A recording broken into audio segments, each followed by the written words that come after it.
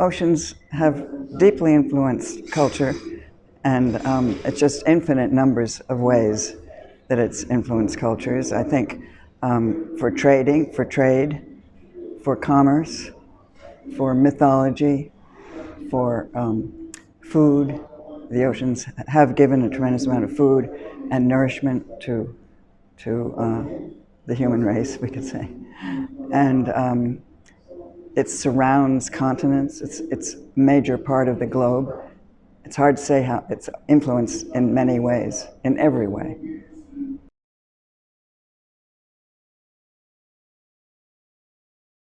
I think society is gradually. Many people are very aware of the problem. I think the general society, if they don't live near the ocean, they're not necessarily totally aware. They're becoming more and more aware, and it has to do with climate change also, which is another major problem facing us is climate change, and that's affecting the acidity of the ocean, for instance. The temperature of the ocean is getting warmer, so there'll be major changes in the very near future.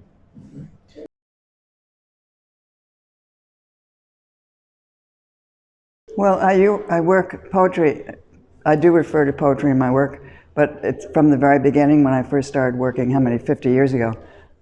Poetry was a major source, but when I say poetry, I'm talking about the structure of poetry. So my work is poetic, but in its structure.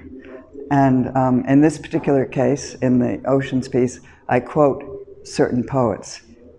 And I have in the past worked with poets and with poets as a text. So I've used the text.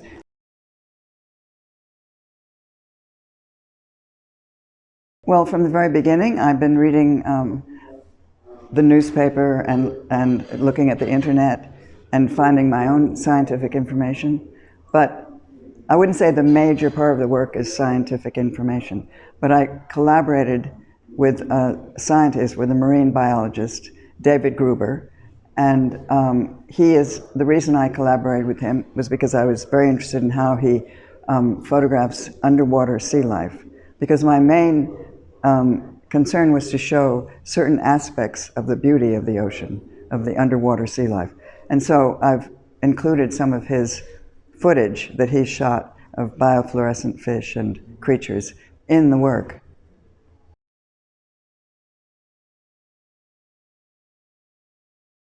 I want them to take time and really sit down and look at the work. And everybody will see it differently because nobody sees the same thing.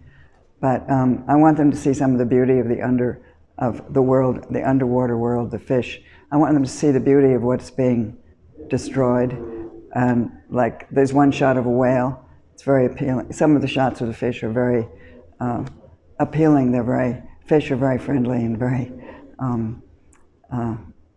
appealing. So I want people to perceive that and to know how long that we came from the sea. I think most people know that, some people don't, that we come from the sea. And certain sea creatures have come on land and then gone back.